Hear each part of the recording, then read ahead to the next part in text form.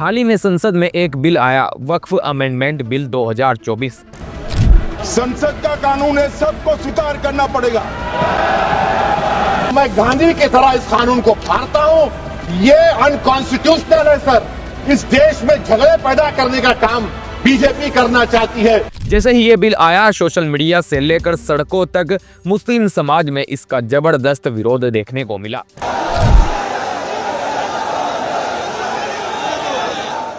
लेकिन बहुत से लोग अभी भी कंफ्यूज हैं। आखिर ये वक्फ बिल होता क्या है और मुस्लिम समाज को इससे दिक्कतें क्यों हो रही है। आज के वीडियो में हम इसी को आसान भाषा में एकदम डिटेल में समझेंगे, ताकि आप खुद तय कर सके कि ये बिल सही है या इसमें सुधार की जरूरत है। वक्फ एक इस्लामिक कानूनी व्यवस्था है। जब कोई मुसलमान अपनी ज़मीन या प्रॉपर्टी अल्लाह के नाम पर दान कर देता है ताकि उसका इस्तेमाल मस्जिद, कब्रिस्तान, मदरसा या समाज सेवा में हो, तो वो प्रॉपर्टी वक्फ कहलाती है। अब वो प्रॉपर्टी किसी की निजी नहीं रहती और उसे बेचा भी नहीं जा सकता। इस तरह की प्रॉपर्टी की देखरेख वक्फ बोर्ड करता है, जो हर राज्य में होता है। भारत में करीब 6 लाख से ज़्यादा वक्फ प्रॉपर्टीज हैं, जिनकी कीमत लाखों करोड़ों में है। अब सोचिए, इतना बड़ा ढांचा अगर सरकार के कंट्रोल में आ जाए तो विवाद क्यों ना हो। 2024 के इस नए वक्फ संशोधन बिल में कई बड़े बदलाव किए गए हैं। सरकार कहती है कि इससे पारदर्शिता बढ़ेगी और गलत इस्तेमाल रुकेगा, लेकिन मुस्लिम समाज का कहना है कि ये पारदर्शिता नहीं, बल्कि धार्मिक संस्थाओं पर दखल अंदाजी है। पहला, इस्तेमाल के आधार पर वक्फ को हटाना, यानी वक्फ बाय यूज। पुराने ज़माने में बहुत सी मस्जिदें या कब्रिस्तान ऐसे थे जो बिना लिखित दस्तावेजों के दान किए गए थे। उन्हें लोग इस्तेमाल करते रहे और वो समाज में धार्मिक स्थल के रूप में मान लिए गए। अब नया बिल कहता है कि अगर कोई प्रॉपर्टी वक्फ घोषित करनी है तो उसके पूरे कागज देने होंगे। यानी वो मस्जिद जो 150 साल से चल रही है लेकिन कागज नहीं है, उसे अब कोई भी अवैध कब्जा बता सकता है। इससे पुरानी धार्मिक जगहों पर विवाद हो सकता है। दूसरा, अब फैसला सरकार अफसर करेगा, ट्रिब्यूनल नहीं। पहले वक्फ से जुड़े विवादों का निपटारा वक्फ ट्रिब्यूनल करता था, जिसमें एक जज, एक मुस्लिम लॉ एक्सपर्ट और एक अफसर होता था। अब नया नियम कहता है ये फैसला अब कलेक्टर से भी ऊपर की रैंक का एक सरकारी अफसर करेगा। मुस्लिम समाज पूछ रहा है, जब ये धार्मिक मामला है तो क्या एक सरकारी अफसर इसके धार्मिक पक्ष को समझ पाएगा और क्या ये फैसला निष्पक्ष होगा या सरकार के हक में जाएगा। तीसरा है, वक्फ बोर्ड में अब गैर मुस्लिम सदस्य भी होंगे। अब हर राज्य वक्फ बोर्ड और केंद्रीय वक्फ काउंसिल में 2 गैर मुस्लिम सदस्य भी शामिल किए जा सकते हैं।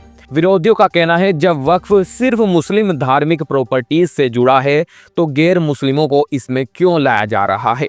क्या ये संविधान के अनुच्छेद 26 का उल्लंघन नहीं है, जो हर धर्म को अपनी संस्थाएं चलाने की आज़ादी देता है। चौथा है, वक्फ करने की शर्तें सख्त हो गई है। अब कोई भी प्रॉपर्टी वक्फ करने के लिए कम से कम 5 साल से इस्लाम धर्म का पालन कर रहा हो, ये जरूरी कर दिया गया है। पहले कोई भी व्यक्ति, चाहे वो मुस्लिम हो या नॉन मुस्लिम हो, अपनी प्रॉपर्टी वक्फ कर सकता था। लोग पूछ रहे हैं, ये जांचेगा कौन कि कोई इंसान सच्चा मुसलमान है या नहीं। ये तो एक निजी आस्था की बात हो गई है। सेक्शन 107 हटाकर वक्फ प्रॉपर्टीज को लिमिटेशन एक्ट के दायरे में ला दिया गया है। यानी अगर किसी ने किसी वक्फ जमीन पर 12 साल तक कब्जा किया और कोई आपत्ति नहीं हुई, तो अब वो उस जमीन का कानूनी मालिक बन सकता है।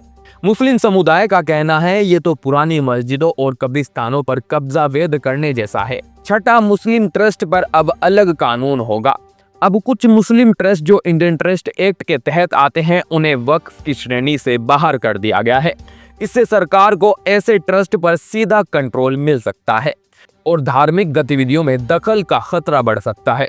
7वां, ट्राइब्यूनल से मुस्लिम लॉ एक्सपर्ट को हटा दिया गया है। पहले वक्फ ट्राइब्यूनल में एक मुस्लिम कानून जानकार भी होता था, जो इस्लामिक सिद्धांतों को ध्यान में रखता था। अब वो सदस्य हटा दिया गया है। लोग कह रहे हैं, धार्मिक मामलों में अगर धर्म का जानकार ही नहीं होगा तो न्याय कैसे होगा। 8वां, मुस्लिम समाज से सलाह नहीं ली गई। सबसे बड़ा विरोध इस बात का है कि इस बिल को लाने से पहले मुस्लिम समाज के साथ कोई सलाह मशवरा नहीं किया गया।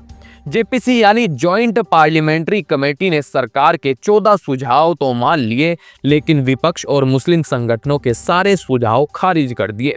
अब सवाल यह है, क्या ये कानून एक तरफा तरीके से थोपा जा रहा है? तो दोस्तों, एक तरफ सरकार कहती है कि हम पारदर्शिता ला रहे हैं, बेईमानी रोक रहे हैं, दूसरी तरफ मुस्लिम समाज कह रहा है हमारी धार्मिक आज़ादी पर हमला हो रहा है, हमारी विरासत खतरे में है।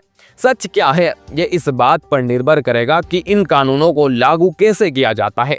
लेकिन एक बात साफ है, धार्मिक मामलों में कोई भी बदलाव करने से पहले उसे समुदाय से बात करना, उसकी राय लेना और उस पर भरोसा बनाना जरूरी है।